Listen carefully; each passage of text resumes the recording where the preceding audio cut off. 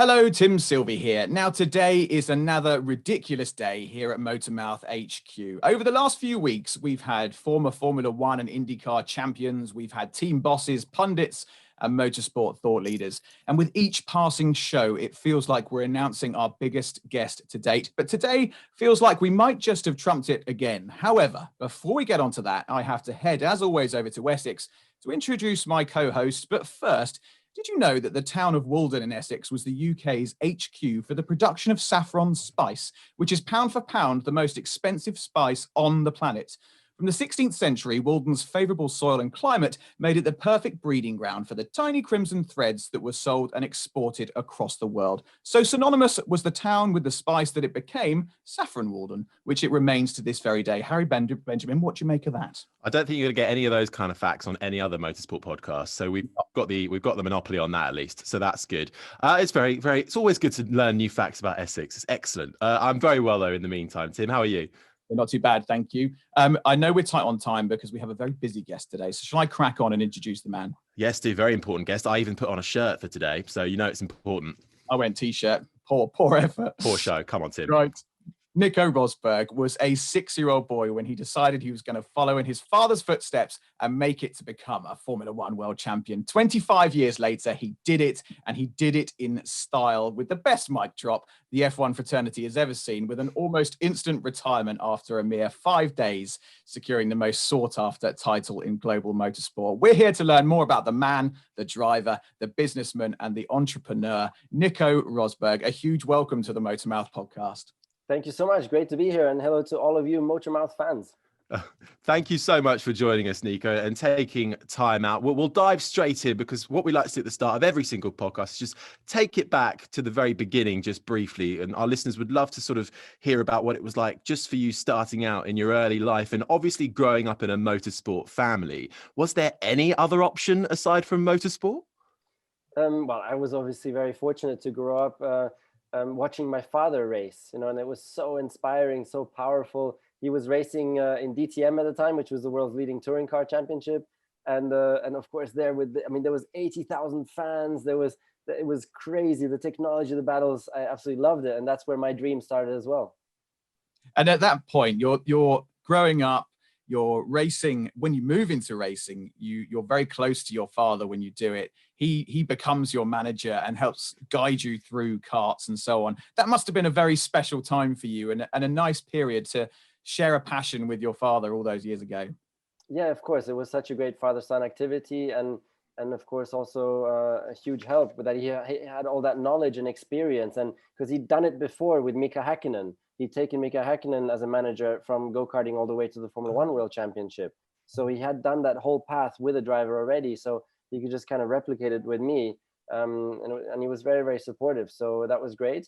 Nevertheless, also, it's never easy, father, son. And definitely he was also expecting me to perform in life, not just in racing, but in life, to push and to achieve something.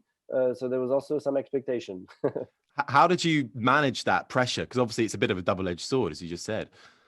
The pressure didn't come from my dad. It was mainly, I just put the pressure on myself because I want to impress and I want my parents to be proud of me. And so I put the pressure on myself to do well. And not only my parents, I want also friends, family, and even beyond that, the public to have respect for me and for what I achieve. Do you ever give your dad a hard time because you've started more races than him in F1, but you have considerably more wins? Is there ever a little poke in the ribs and like, Dad, come on, I've done a bit better than you here in the end? Actually, no. I mean, you say that I could do it sometimes, yes, but I've never thought of it that way, and I never actually use that as poking at all, because what my dad achieved was also amazing, and you can't really compare the episodes. Or the times, and it's so different. But I do remember that my dad was my mechanic once in the very beginning of go-karting, and I went out and I lost a tire in the middle of a corner. Like, it's never happened. That doesn't happen usually. So he forgot to tighten the bolt, and so we had a bit of a discussion, and we agreed that he shouldn't be my mechanic anymore from then on. That was not one of his strengths. Definitely not. No, mechanicking was not the strength. But still, what an amazing experience to have, of course, with your dad being there right from the beginning. Was there a moment where you thought, when Formula One was becoming a reality and you were joining the fraternity, did you think from the start, I can be a world champion? No, never. That's I don't know if it's a weakness or strength, but I never had such a high self-belief about myself. That was the dream, of course, to become world champion, but totally impossible to reach. Even F1 was impossible to reach, and I never even believed that I could get to F1. And I don't know. I mean, at least I can maybe give a little bit of hope to everybody who's listening, who also doesn't have so much self-confidence, self-belief, that it's not a problem. You can achieve great things even if you don't believe it, as long as you hustle, you're committed, and you're absolutely flat out giving it everything you can achieve massive things. Because people, you often hear, hey, just believe in yourself. You got to believe in yourself, believe in yourself. I've tried to work on that with a mental coach for like 10 years to try and increase my belief in myself, and didn't really manage to improve it. So you can't just hit a switch and suddenly believe in yourself. It doesn't work like that. So it comes down to preparation and just fighting like mad and being dedicated. I think that'll be a really nice thing for our listeners to hear, because, you know, watching you race in Formula One all those years and watching you through your career, I don't think all that many people are probably aware that you had any self-belief issues. You know, it felt like from the outside looking in that, you know, you were very confident and self-assured.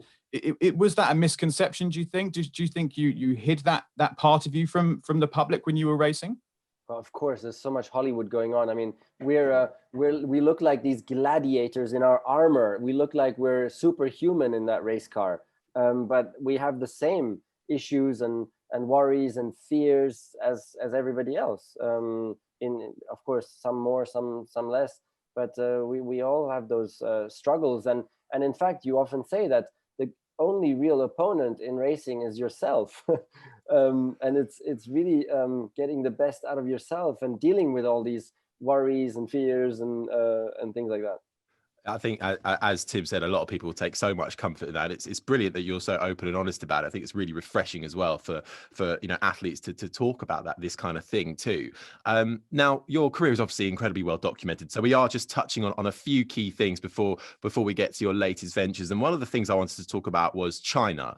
Now, in Formula One, you've always had a bit of a love of China around that track. You've always done quite well there. You got your first pole position there in 2012, going on to win. You must have some really fond memories of China. Anything particular about the track? Do you have a lot of Chinese listeners then, or why are we touching on China? Oh, loads. I just thought it was quite a nice start for you.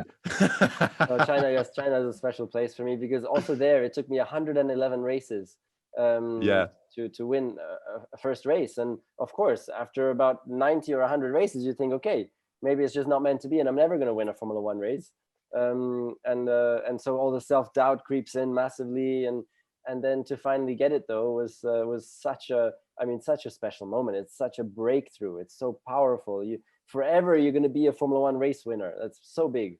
When you were at Mercedes during those years, did you see what was coming, or were you taken by surprise, or was the hard work that was there from the very moment you joined Mercedes? Yeah, I saw what was coming. This was never going to work out. Like we were going backwards. Like this was at times it was a real disaster. So I definitely saw what was coming. It was going backwards.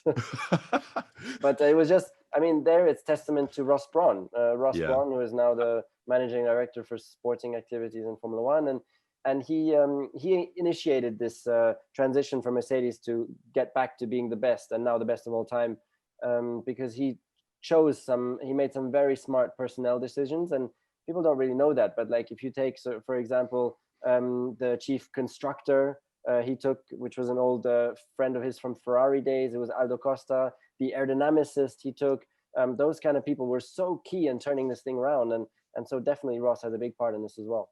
Now, let's talk teammates and Lewis. So you and Lewis had a long history before you faced off in Formula One. When did you first come across him in a competitive environment? And I think a lot of people probably think you guys didn't necessarily get on, but that wasn't the case. We were best friends. We went on holiday together. We shared a hotel room all year because it was just the two of us in the karting team at the time. And it was all paid by McLaren and Mercedes.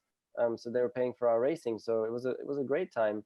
And now I understand why it was quite difficult to beat him in go-karts. Now I definitely do understand. Because I was kind of like before he arrived, I was always getting the pole positions and winning, and then suddenly he arrived and he was a real threat together with Kubica, really. And then he won the big championship even when we were racing together there, and I finished second. So that was a tough one to digest. But at the time, it's just so much easier. You can, even if he wins and I'm second, we can easily still be best friends off track, because it's just there's so much less going on, so much less interest, so much less importance. So it just makes it all a lot easier. When the Mercedes car started to become the dominant team in Formula One, 2014, you've already been teammates for a year. When was it? When was the moment where the relationship started to change a bit? Was it straight off the bat when you both knew you had a car that could fight for the championship, or did it take a bit of time? No, it took a bit of time. It was primarily then when we're really like fighting for the race wins and championships. That's when it just becomes so incredibly intense, and especially when it's just the two of us. I mean, it's us two against each other, and that's it. So that's when it when it kind of spiraled a bit downwards. But the respect, nevertheless, has always stayed, and I also have huge respect for what he's achieved, and I find it so fantastic. Which is a move to the next point now, that we're meeting again now. It's like Nico versus Lewis 2.0. It's amazing. This time as team owners in this new championship that we're going to touch on.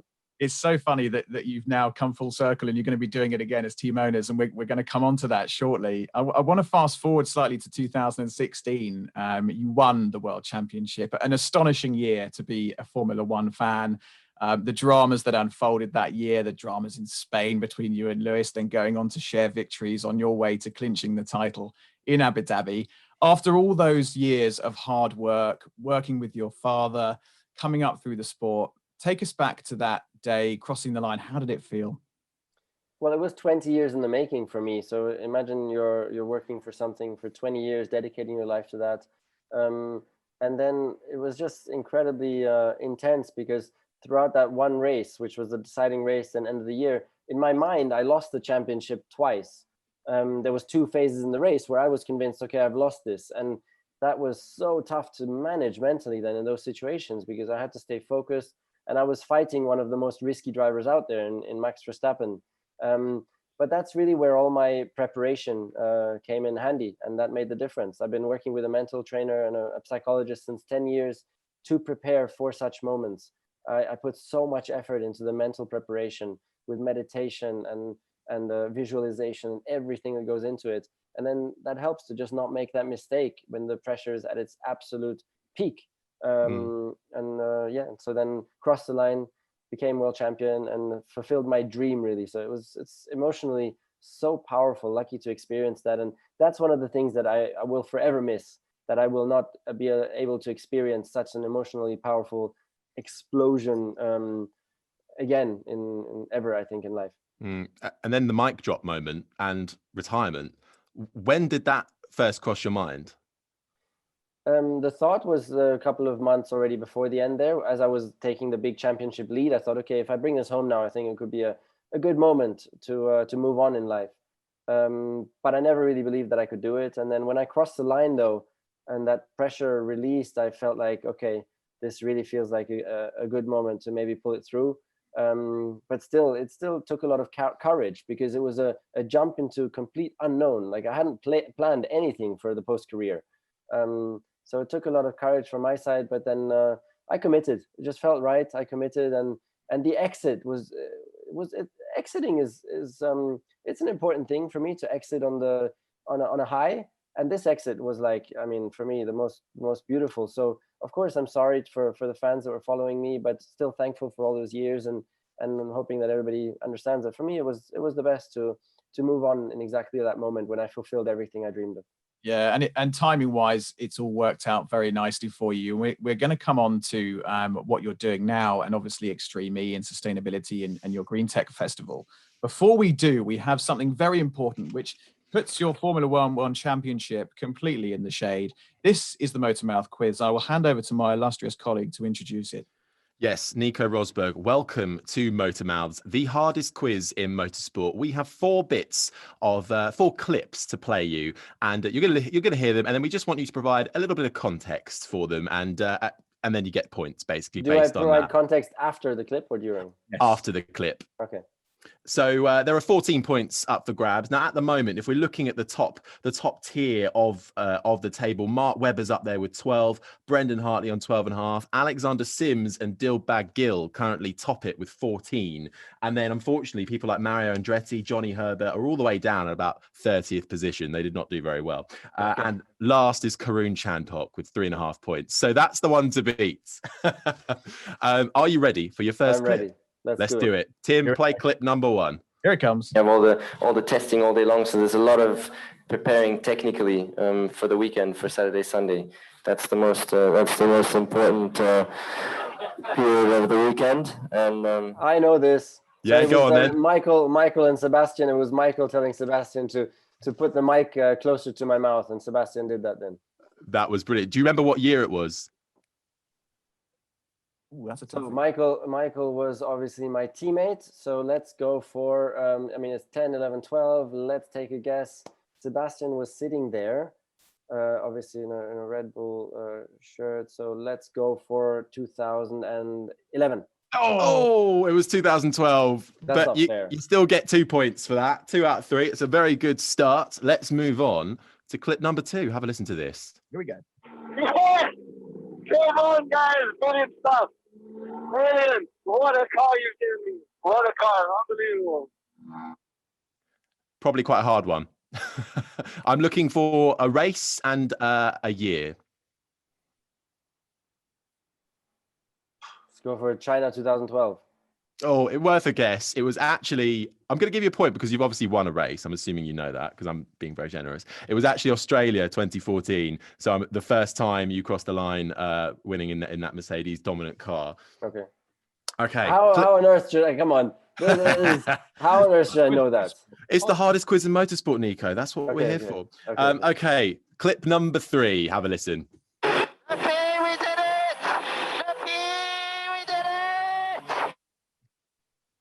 Right. Abu Dhabi 2016, 23 seconds after crossing the finish line. Got it in 1. Don't need to say any more on that. What a moment for you. Okay. One more clip for you. Here we go. This one makes me chuckle. Quite another question. Gentlemen, a short view back to the past. 30 years ago, Niki Lauda told us, take a break, a monkey, place him into the cockpit, and he is able to drive the car. Oh dear, we're not going to play the whole We're not playing the whole thing because it goes on for about 3 minutes. But what's happening there? I mean, Lewis is sitting there as well, I think, Yeah. and Lewis cracks up massively because I think the question does the question not go to Lewis, I think. And so let's I mean, how the hell would one I mean, okay, he's a German guy, so let's take a German race. I'll go for Hockenheim 2014. I'm going to give you the point for 2014, but it was actually in Abu Dhabi. And you get the point for the journalist, but it was actually directed at you and Sebastian, that question. So out of all that, I'm going to give you 1.5 points on that one. And here, question ever asked. I know it's iconic, really. Okay, your final bonus question is: how many points did you score in the 2016 F1 season? And if you get within 10, you get the point either side. Oh man, 381. Oh, yeah, 385. You get the full point. Well done. Nailed. Right, let me do some we quick go. maths. 1, 2, 3, 4, 6, 7. Okay, Nico Rosberg, we're looking at mid-table, I'm afraid. I'm going to be upfront and honest about that. We're at 8.5 points, which puts you right with just above Johnny Herbert and just below Thierry Neuville. So it's good company, but unfortunately not quite at the top. We'll stick to talk about the F1 World Championship, shall we? Okay, that was hard. It's the hardest quiz in motorsport, but well done. You completed it. Thank you, It was Nico. a solid effort. Now let's turn our attention to more modern days. So leaving Formula One, it gives you instant control over your time and your future. After all those years of control, you've found your niche now in sustainability and green technology as an entrepreneur and investor. Where does that climate change and sustainability purpose and passion come from? I made a promise to myself, really, after stopping my career, that as an entrepreneur, I want to be of service to mankind, for the greater good, and really dedicate all my projects and focus on that.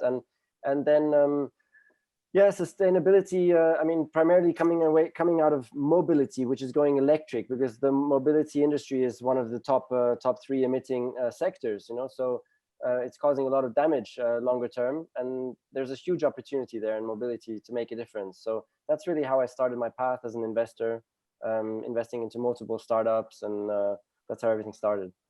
And your Green Tech Festival that you're heavily involved with, naturally, you've started. Tell us a bit more about that. Yeah, so I'm also a founder now for two companies, and I'm very proud of that. So there's, first of all, the Green Tech Festival in Berlin, which I mean, it's a global platform, and we hope to empower change makers, and also like all the innovative green technologies, bring everything together, really for our sustainability. So that's what the platform is about, and it's gone from success to success. I mean, we even had Sundar Pichai there last year, who's the Google CEO, joining virtually. So I'm very proud of that. And the second one, which we're going to be talking about later, is Rosberg Extreme Racing, fully electric in the Extreme E Championship. That's an excellent segue. But how did Extreme E come about for you? Because obviously you're an investor in Formula E as well. So was Formula E, was that a jumping point? Or so, when you became involved with Formula E, was there talk of Extreme E already, or did that sort of come out of the blue? No, Formula E, I looked at right after F1, and I was so convinced that this e-mobility would take off.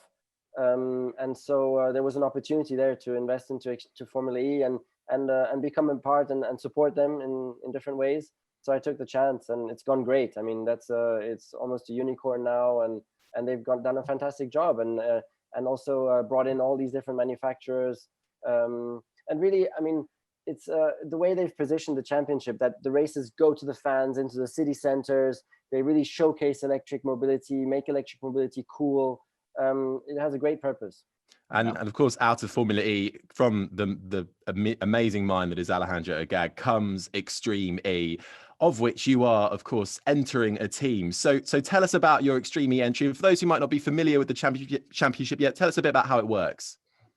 Yeah, absolutely. So Extreme E, it's also a global championship, and here we've got one make fully electric SUVs, off-road SUVs, and we're racing in the most extreme locations around the world. There's 5 races, and each location is severely under threat from climate change, and has already been quite damaged from climate change. And so we're racing there to raise awareness for the threat that it's already causing in our planet. But not only that, we're also going to go there to support the local projects and really create a lasting positive change in those local areas. And something that's very cool about this championship, which some people might not know about, is the paddock and how that gets around. Tell us a little bit about the arrangement with the boat.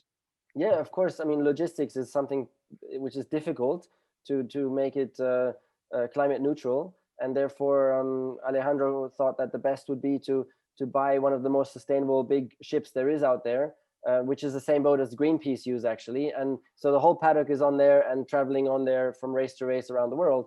And that reduces global emissions from the logistics by 2/3. So it's a big step in the right direction. Of course, it's not zero, but on the grand scheme of things, we will certainly be climate positive with all the impact that we're going to be generating. And another interesting aspect is we're also locally at the races, all the energy is going to be powered by hydrogen generators, just using water and solar. So that's also huge, and we're not going to be causing any local emissions there. Yeah, that's great. I think hydrogen is certainly one of those to look out for. Seems to be the future for sure. Is it too early yet to have any expectations for Extreme E? Can you start to work out already who the stronger teams are going to be? Yeah, we've worked that out. I mean, we are definitely going to be fighting at the front. And our ambition is to fight for the championship, certainly. Don't really want to name the other teams, but it's going to be very competitive, and that's the beauty of this. So I was mentioning before, Lewis against me 2.0 now as team owners. This time though, the competition is going to be just as fierce, and as you know, it's going to be a lot of wheel-to-wheel racing, because we're starting 4 cars alongside each other for each of the races during a weekend. And now to leverage and to see this battle that Lewis and I, in this case, for example, will have as a vehicle to raise more awareness for some of the threats we're facing as a society. So really to support the greater good. That's the beauty of this. Another brilliant thing about Extreme E as well, obviously it has this huge climate angle, but it's also great for diversity and equality, because every team has to have a male and a female driver. Now, what are your thoughts on that? And tell us a bit about, your driver lineup and how you chose them. Yeah, that's so smart. I mean, equality is part of sustainability, and a big factor, as we know. Primarily, with the necessity to further empower women around the world, and that's also, we want to be a role model for that. So each team has a male and a female driver who share the driving duties, and that's fantastic. Switching drivers in the middle of the races, and the way they work together as well has been really nice to see within the team. So hopefully we can really inspire with that as well. And beyond that, I mean, my team as well, we have a huge Driven by Purpose campaign, which we're launching, where in each location, we're going to leave the location in a better state than when we arrive. So already in our first test in Spain, we engaged in a huge tree reforestation campaign, and we're really taking that very, very seriously. And it's just as important to us as winning. Have you and Lewis spoken about the championship and facing off against each other? Not yet, actually, but I'm sure we'll have the opportunity at some point. But he'll be quite busy again this year. So I imagine, yeah. I mean, how many races is there this year? Like 23? 23 races. Yeah, wow. It's crazy. Well, how do you feel about that? 23? Is it too many? If I was a driver, I would be saying it's really pushing the boundaries. But now, as a spectator watching, I would love to see 35 races. Yeah. Yeah. We were always saying the same. We're like, what are they moaning about, these F1 drivers? God, what's your take on current Formula One, and how excited, and do you think these changes that hopefully going to come in 2022 are going to make a big difference to the sport? Yeah, so I just saw a post yesterday on Instagram, I think, from Formula One, and it's so cool how they are as well now becoming more and more purposeful in what they're doing. Of course, there's the racism topic, which is very important, which Formula One has been using as its platform to support. Then climate change, of course, and also equality, and that they're really now ramping up all their projects, and it's fantastic to see. But beyond that, which is a lot about raising awareness, I also really want to see even more being done, that the technology that they still are continuing to be technological innovators, where we all benefit from eventually. So the race to road transfer of technology, and there, I think that the huge opportunity is with synthetic fuels. Yeah.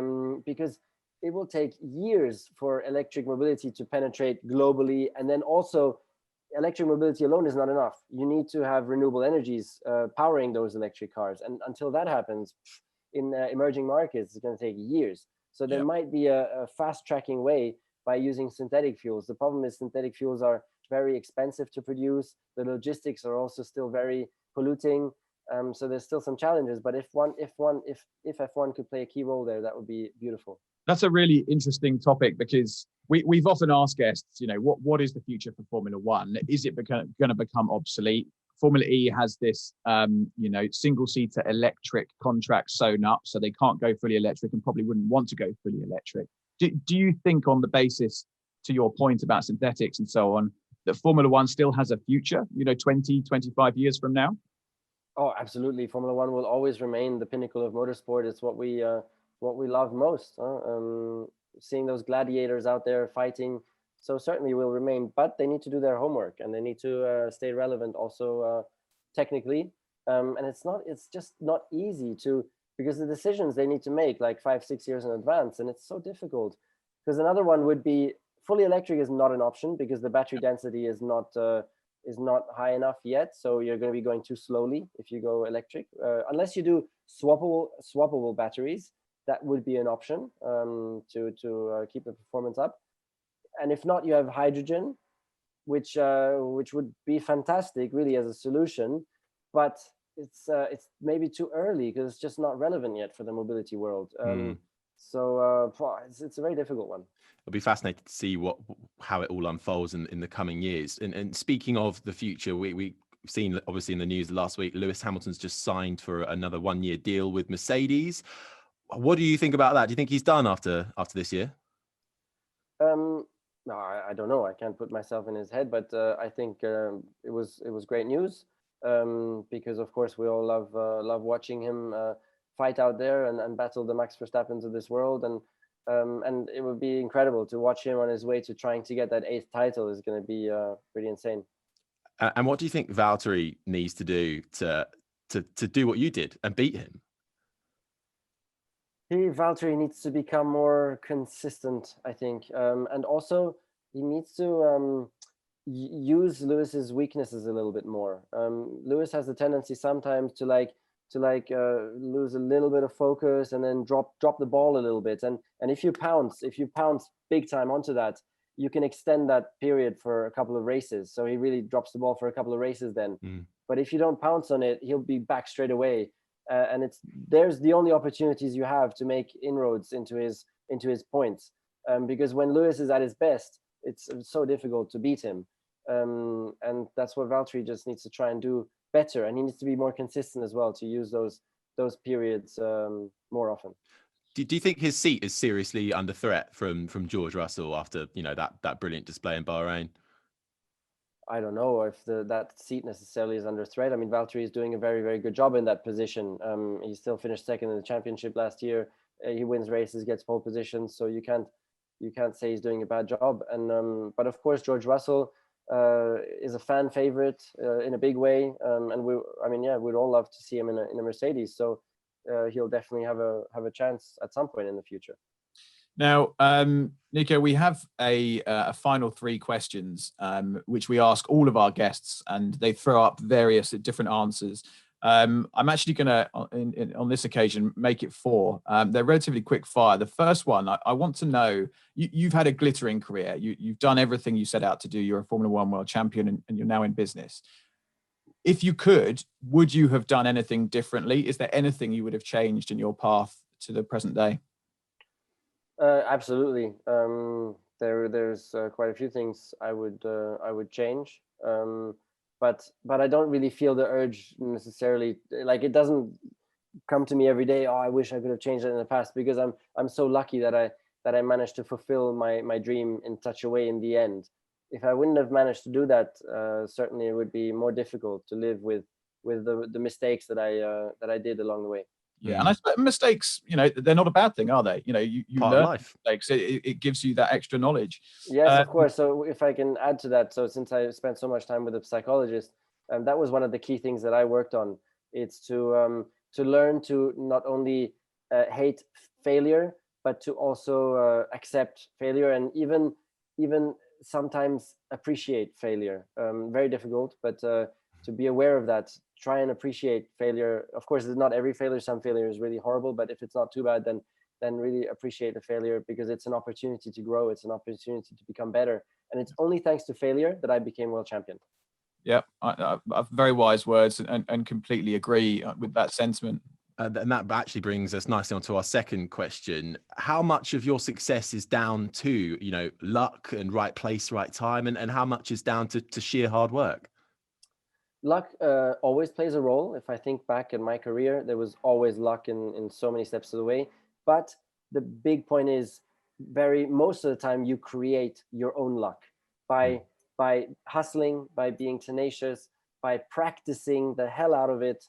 You can create your own luck, and then grab hold of it, with 2 hands, and don't just let it pass by, and be courageous. Also in pushing into the discomfort, because it's in discomfort where you grow most. So that's why luck, yes, but it's not the big thing. Our second to last question. I'm going to mess up the order, Harry. Sorry, but I'm keen to ask this one. What are you scared of? Scared of losing. Even after all that mental training, still scared of losing. Scared of failing. For example, there we go. Yeah. Harry, you want to take the last one? What is the last one? We've done them all. And I'm scared of hurting myself. Oh, fair. Physically. So I'm not the adrenaline junkie. Like, you wouldn't see me going high speed in something crazy. Fair. Well, Tim's gone off script now, so I'm going to improvise for what the last question is. I'm assuming it's what does the future hold? Am I right there? I was going to go, what's got you excited? We've done that one. No, we haven't done it. It's all fallen apart at the very end. Right. We'll edit that bit out. No, what's got me excited is that I'm continuing my legacy now for my second part in life, and I want to have massive impact as a businessman. Yeah, no, it's well said. And you're clearly doing that. It's amazing what you're doing with your festival, your entrepreneurial exploits, obviously Extreme E, your sustainability goals. I think it's all fantastic. It's really inspiring for us to hear, our listeners, and obviously the next generation, which is coming through, which is obviously very important to you. By the way, my festival is 16 to 18 of June this year in Berlin, and you can follow virtually as well. Are you hoping to have people there live? Yeah. So we have this.